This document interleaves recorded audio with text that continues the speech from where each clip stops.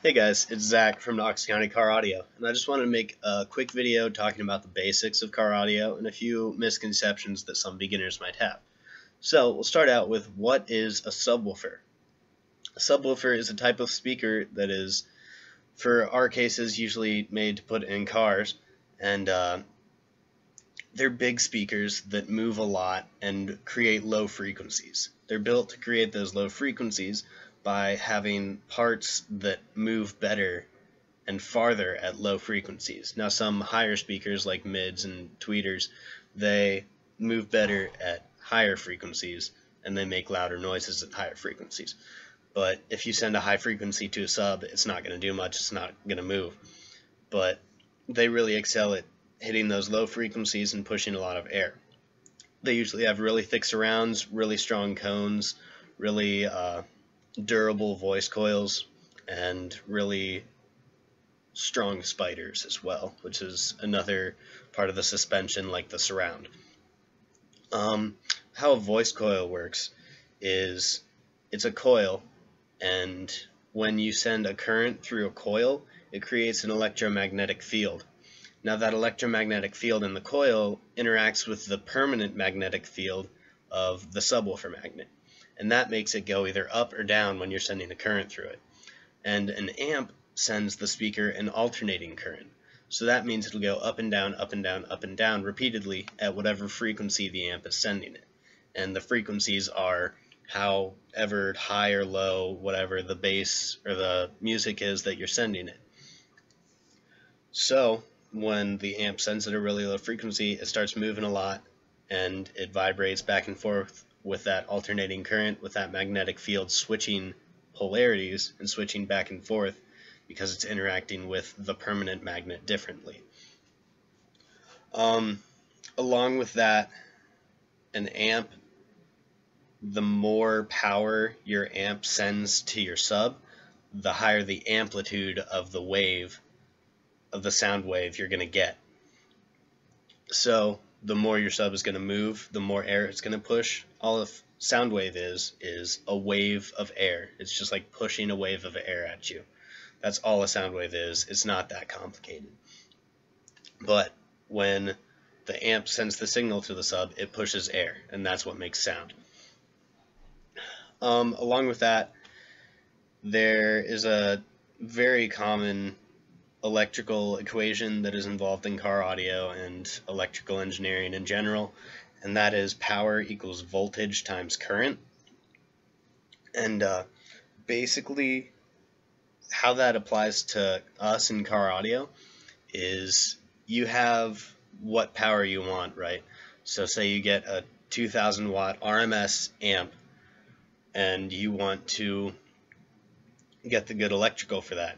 Now let's say most cars run at about 14.4 volts on a standard charging system, 12 volt charging system, and then you got to have the current there that is a combination of your alternator, whatever current it's sending out, and then your batteries, whatever extra batteries you have, however many amp hours they are. So whatever current they can send to the amp to give it more power to create, or to give it more current, to give the amp more power to give to the sub. Sorry, got a little tripped up there. But so if you don't have that high voltage and if you don't have that current, for example, if you're running 4,000 watts RMS on a stock charging system with no extra battery, you're not actually making 4,000 watts RMS. You're just killing your car and making 1,000, 1,500 watts RMS. So it'd be best to downgrade instead. Or what you can do, you can get a better alternator, you can get more batteries, and that will upgrade your voltage and your current, which will in turn give you a lot more power. So, for example, my stock alternator in my 97 Acura CL is probably about like 90 amps, and then to go towards the car actually running, about 20 to 30 amps of that is used up, and then the extra like 60 goes to my system. And then I have a 100 amp hour battery in the back. So that combined doesn't have that much potential to make a whole lot of power, which is why I'm looking at upgrading to a 220 amp high output alternator to give me more current and keep me at a higher voltage so I can actually make the power that I want.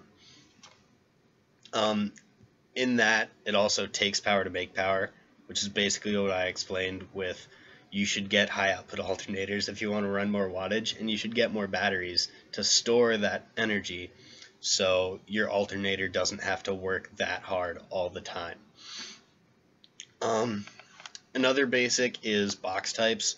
Some people get a little confused with the different kinds of boxes, and they're really not that complicated if you know what you're thinking about. There are 4 different types of boxes that I know a lot about, or know a decent amount about, and there might be more. I'm not 100% sure, honestly, but I'm sure you can make any kind of design on a box and call it whatever you want. But the first one, most basic, is a sealed box. This is usually used for sound quality, and basically what it does is it makes the sub work against itself, so it's not just like flopping around, and the sound waves resonate inside the box to allow the sub to actually make sound instead of just moving. The tuning, I guess, on a sealed box, whatever frequencies it would be played loudest at, would be affected by the size of the box and whatever driver you're putting in it, whatever sub you're putting in it. So if you put an 8-inch in a half a cubic foot sealed box, don't expect it to have 20 hertz low bass. That would be more of a mid situation where it hits like 60 to 80 hertz. But if you put like a 15-inch sub in a 6 cubic foot, I don't know why you would go that big with a sealed box, but if you did, then it would probably hit the lows fairly well. Now, if you don't have a lot of space and you want to make your sealed box bigger, then you can put some polyfill or some insulation or whatever in there that you want, and that'll actually slow down the sound waves so you can get more resonance inside that smaller structure. So that would help if you're trying to get lower frequencies out of your small sealed box. Just put some insulation in there, put in some foam. The next kind is pretty common. It's the ported box. It's usually used for SPL, not as much sound quality. But what a ported box does, they're usually bigger, and they use open-end resonance. And what open-end resonance is basically when you send a wave of air, which is what a sound wave is, when you send a wave of air through a tube or a rectangle or whatever you want to, whatever shape your port is, then once it leaves, a low pressure wave is going to come back. So you send out high pressure and low pressure comes back once that high pressure leaves the open end. So if you have a port, then it's going to blow through high pressure and then low pressure is going to come back at you.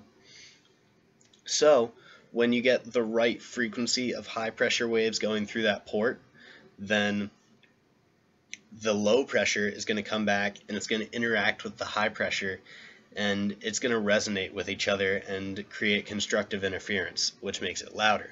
And that's why ported boxes are usually used for SPL, because once you get to that resonating, then it gets really loud, which makes ported boxes kind of peaky. They're really loud at certain frequencies and not at other ones.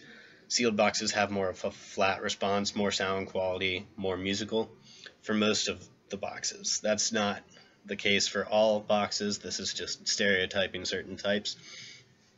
But you can tune a ported box to a certain frequency by adjusting the length or the diameter or the dimensions of your port.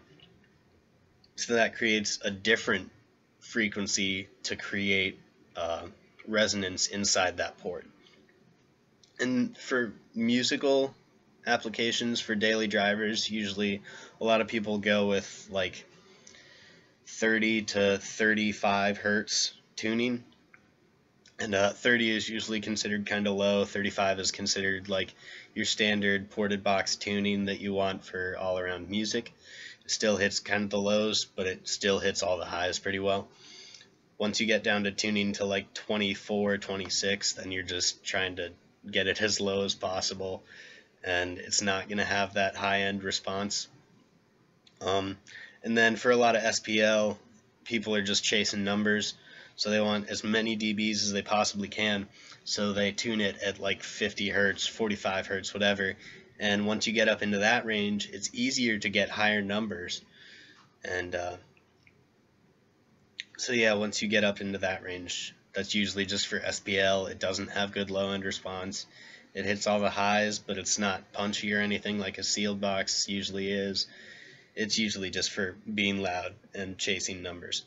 Personally, my box is tuned to 30 hertz. I like the low-end response, but it still has that nice all-around response through the whole spectrum. It's not like it's just 20 to 35 hertz.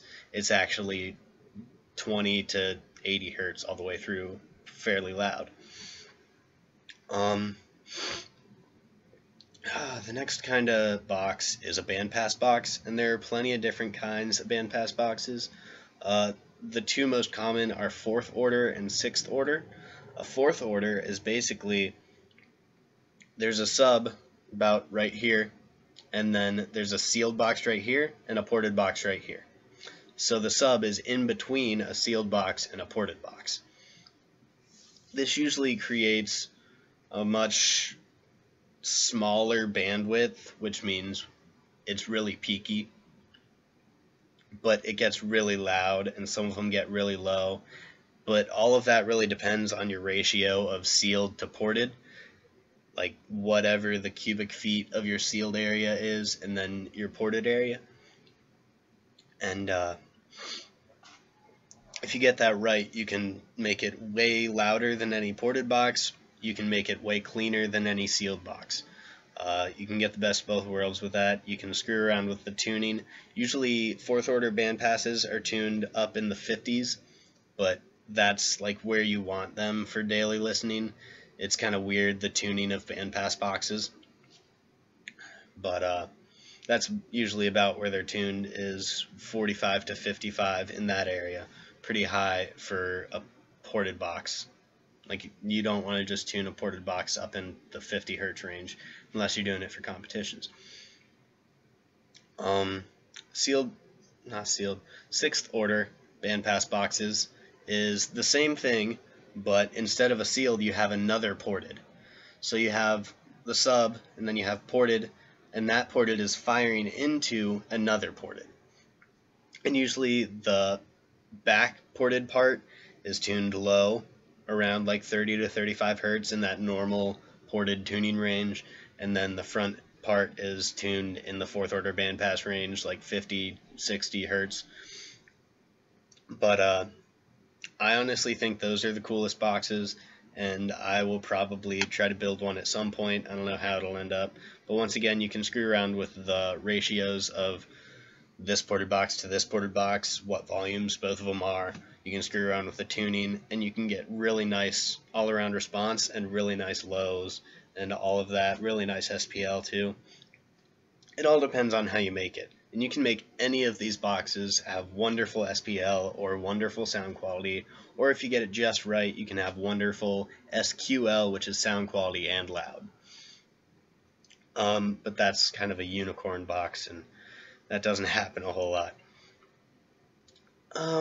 Moving on to some misconceptions about car audio are ratings, power ratings on your amps and your subs.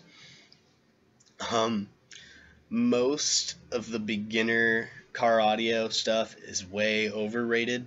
That means if you get a Sony Explode 1000 watt amp, I'm sorry, but it's not pushing 1000 watts RMS, not even pushing 1000 watts max, and on the box it probably says like 400 watts RMS. It's not doing that. I'm sorry, it's just not. And that being said, those subs that you have that say 1200, 1300 watts max, that's complete crap. It doesn't mean anything. They probably say 200 or 300 watts RMS. If you send an actual 200 or 300 watts RMS to that, they're probably going to blow in a few seconds, so I wouldn't recommend it. Once you get into higher end equipment, it starts kind of going the other way. So a lot of higher end companies underrate their equipment, and therefore it's not like when people test out their equipment, they're like, hey, this does overrated, this is a great company, this is awesome, and then they can charge more for their equipment because it actually does over what they've rated it at. And you want, when there are ratings, you want to keep track of what voltage they're being rated at. Most are rated at 14.4 or 14.8, which is a pretty high voltage. Not many systems stay up in that range while playing, so you're not actually getting that many watts. And then some are really nice and they rate it at 12 to 12.8 volts, which is where a lot of systems sadly stay while they're playing. And that means you're truly getting your rated wattage at, like, while you're actually playing music. But and also the subs. For example, I have an Incriminator Warden 21-inch sub from Incriminator Audio, and it is rated at 2500 watts RMS. And I will tell you that it will easily take double that, if not triple, if not quadruple. It has seen over 10,000 watts and been fine. I didn't put it on there, a shop did. It was fun. But once you get into that higher end equipment, they want to make sure that they're rated low. And then also that saves them with warranties. If you put rated power to them and they blow, then the warranty is still valid and they have to give you a replacement or refund it. But if they rate it really low, there's no possible way that the thing is going to blow at that wattage, and then you can actually put like twice that. For example, with mine, you can put twice that on the sub and not have any problems. But then if it does blow, then you're kind of out of luck. You're like, hey, I blew your Warden on a 5,000 watt amp. They're like, oh, why did you have it on a 5,000 watt amp? Why would you do that? It's only rated at 2,500, and then you don't get your money back. You don't get a refund. So that's how that goes, and that's why companies do that. So yeah, different brands have a lot different rating systems, and some are accurate, some are not. Some are at different voltages, so that's just a good thing to look out for when you're buying stuff, is what is it rated at? What voltage is it rated at? Are those ratings accurate? Go look online, see if anyone's clamped that amp, and see if they actually do rated power. There's some amp dyno videos on YouTube. You can check those out. They might have an amp that you're interested in. Another misconception is airspace that subwoofers need, and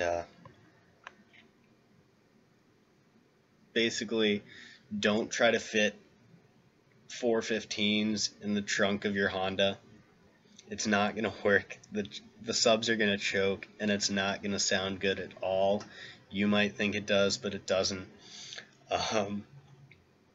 Ported boxes need a lot more airspace than sealed boxes, so if you're working under limited space, you might want to just go with a sealed box and put a bunch of stuffing in it. That's pretty much it for airspace. Make sure your subs have proper airspace to move. And even with mine, I keep bringing up my system for examples because I know it well, but if I play my system with all the windows shut, it's not that loud. It's not great. It doesn't sound amazing. But if I crack the moonroof up and crack both the windows a bit, then it gets much louder because the sub actually has room to push air through the cabin and make more sound. It's kind of like switching from a sealed box with all the windows up to a ported box with the windows down. Tuning's probably really screwed up, but whatever. And it lets more air move. It lets it be louder. Hair tricks. Everyone is chasing the notorious hair trick. I have not gotten one yet, but I plan on getting there soon with my upgrades. What it actually takes, your two Pioneer 12s didn't do a hair trick. That's not true. Stop telling people that. You need to move a lot of air at a low frequency for it to cause anything to move that much. If you can't feel your airflow, you can't do a hair trick. A hair trick is literally the sound waves making hair stand out and move back and forth really fast. So if you can't feel your air, the hair isn't going to feel the air and it's not going to move, and you're not going to do a hair trick. You need a lot of wattage for that too, and really low frequencies, big ports, lots of port area, and very low tuning, probably around 30 or so. And then you might do a hair trick. Don't be upset if you don't, but it's kind of hard to do. So if you don't get it, just keep trying. Flex is bad. It's not a good thing to have. It makes your system not as clean. It makes stuff rattle, which sounds awful. I hate rattle so much. I have to have clean bass, and if anything in my car is rattling, I immediately turn off my bass and I find out what's rattling and I fix it, and then I keep trying until I actually fix what's rattling. And I do not enjoy sitting in the car that has rattle. I don't care how loud or low the bass is. If it's rattling, I'm not going to enjoy it. So flex causes rattle, so flex is bad. Also, flex is taking the energy away from your sound wave and just putting it into the body panel of your car. And that is just physical movement instead of audio movement, which doesn't help any sound or anything. It's not good.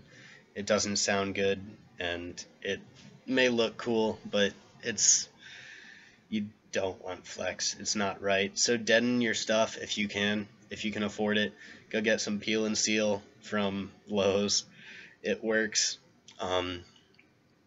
Throw some of that inside your doors. Throw it on your trunk lid, in your roof, wherever you can put it, wherever you have flex. If you can put deadener there, that'll help a lot, and it'll make your bass a lot cleaner. And then lastly are inverted subs. Everyone freaks out about inverted subs. They're like, why would you do inverted? Is it louder? Everyone's obsessed with it being louder, but it's really not louder. All it is, people invert subs for either better cooling of the actual sub itself, of the voice coil, space reasons. For example, if you've seen EXO's new build, the Trap or whatever he called it, it's that big ugly yellow box. It's actually really awesome, but it's got 6 Soundstream XXX 18s in it with PSI recones. That doesn't matter, but they're mounted. There are 2 inverted above each other, and then behind it there's 1 normally mounted. And people are like, oh, how do you have that wired? How does that work? Aren't they canceling each other out? No. All he did was, for the one that's normally mounted, he switched the polarity. He switched the positive and negative on the speaker. Since it's alternating current, it doesn't matter what's the positive and negative. All that affects is whether it's moving forward or backward when the current is going a certain way. So if he switches that 1, then all of the subs are going to be pushing into the box at the same time. So that's really the only time you need to worry about switching polarity when you have inverted subs, is if you have normally mounted subs in the same airspace as them. Because if you have 1 inverted, 1 normally mounted, both wired the same, then they're just going to push, like, I don't know, they're going to make each other move more, but the sound waves and stuff are going to cancel out, and it's not going to be loud at all, and your stuff is going to move a lot, but it's going to sound like crap. So if you have 2 subs in a sealed box and you can't figure out why it's so quiet and they're moving a lot, switch the polarity of one of the subs. It'll get a lot louder. They'll move less, but it'll get a lot louder, and you'll thank me. But also, if you have a box that's too small for your sub, then a good choice would be to invert it. For example, I had a Hyphonics Plan X 15 and I made a little 2 cubic foot box, which is really small for a 15, and I ported it, tuned it to about 35 hertz with 4-inch PVC, about a foot of it. But I inverted the sub after a while, and it got a little bit louder because the sub had more airspace to work with. So that's a good option if you don't have enough airspace in the given box and you don't want to build a whole new box. That's about it. If you have any questions, let me know. I'm free to talk to anyone, give any help I possibly can, and if I don't know something, I'm sure someone in Knox County Car Audio will. I'm not the most knowledgeable about everything in that group, but I'm sure I can hook you up with someone who has the answer, or I'm sure I can research it and tell you the answer. So if you have any questions, please let me know. And as always, check us out on Facebook, Knox County Car Audio. The link is below. And have a nice day. Keep on being a basshead and keep doing your thing. Keep making yourself happy with your own system. Alright, thanks.